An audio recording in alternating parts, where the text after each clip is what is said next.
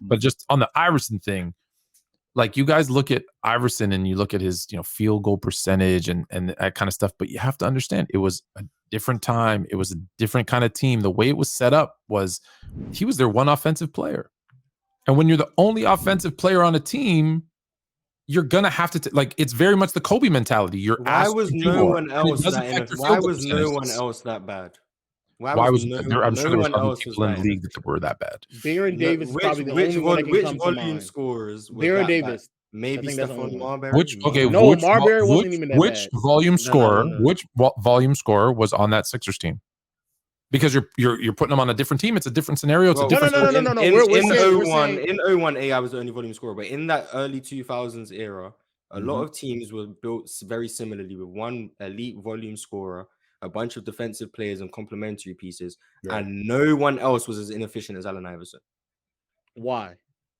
Give me some examples. Tracy McGrady wasn't that inefficient. Vince Carter wasn't what that team? inefficient. Vince Carter in Toronto? Vince Carter in Toronto. None of them were this inefficient. I mean, Reggie Miller, I'm not going to say he was the only piece, but Reggie Miller was never this inefficient. Kobe was never this inefficient. He had Shaq with or without Shaq. He was never this inefficient. There's a bunch of players. Stephon Marbury was all those team setups were very different.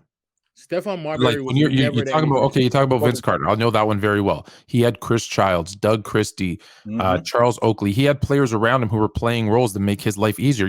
Let me tell you, if you gave me Charles Oakley to set a screen for me, I'm making that shot. He also had Antonio Davis, who was dropping 20 a game as well. So different kind of setup. Kobe had Shaq, like you mentioned. Kobe had Pau Gasol. There was other players to take some of that pressure off. Who was the other one you used? Tracy McGrady on which team? Marbury. You can use Stephon Marbury or Tracy McGrady in Orlando. Where did their teams go? What was their setup?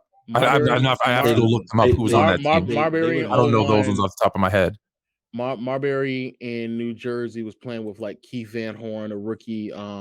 Keith Van Horn was a good offensive player. He basically had the same crew that Jason. He had the same crew Jason Kidd took to the finals. The exact same crew. No there you go.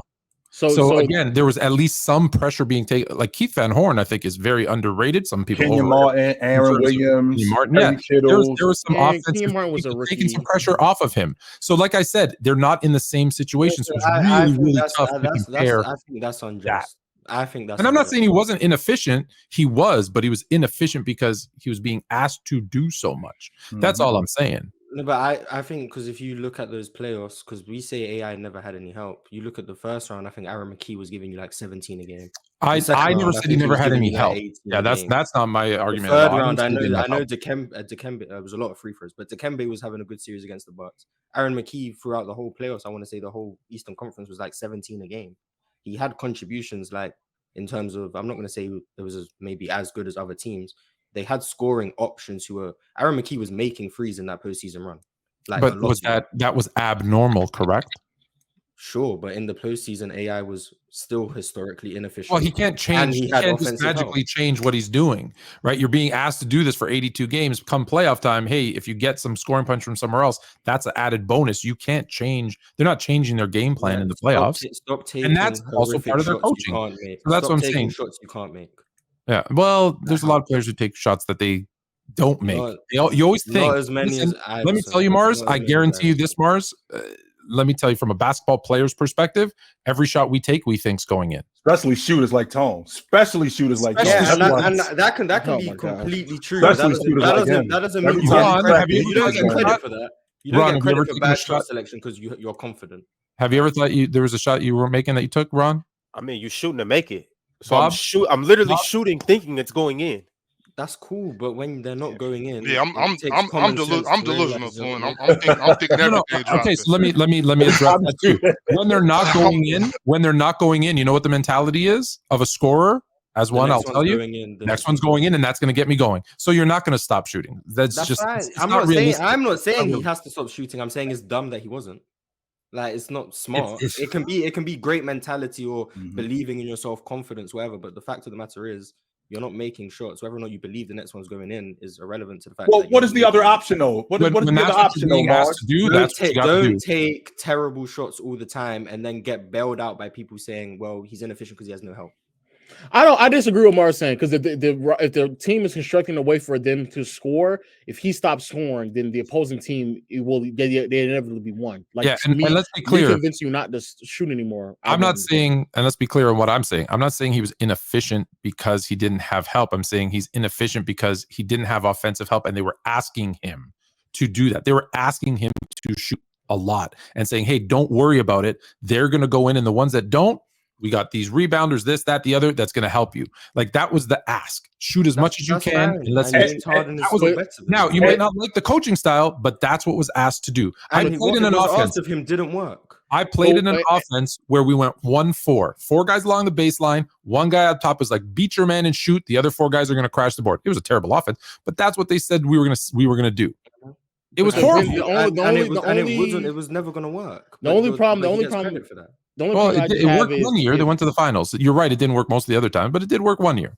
But then the only other problem I have is then it just doesn't suffice when he went to Denver because he had another scorer. He had somebody else to help him.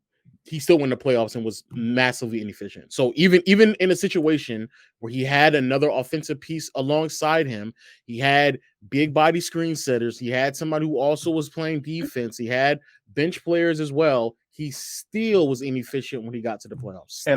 And unfortunately, I have to agree because what I can't say is I can't say that Dwight Howard was in his prime, but then Allen Iverson in 2006 goes to Denver. He's only in year 10. He's still in his prime too. It's not like Allen Iverson was over in year 10. He still was in his prime as well. So I can't use that argument. But what I can say is Allen Iverson during his time in Philadelphia, that's the way that offense was constructed. You are the guy.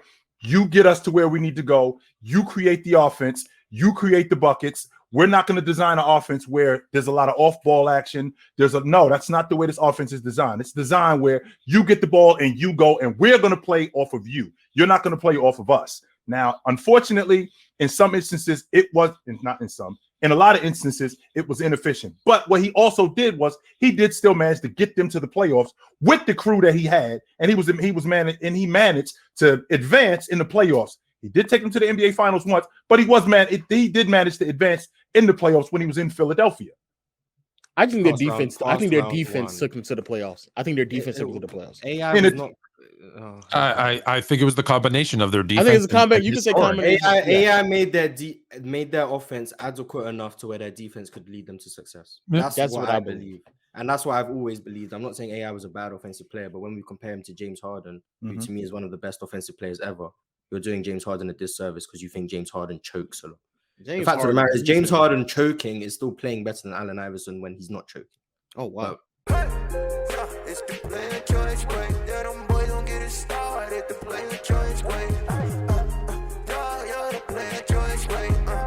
switch lanes into the player joint way.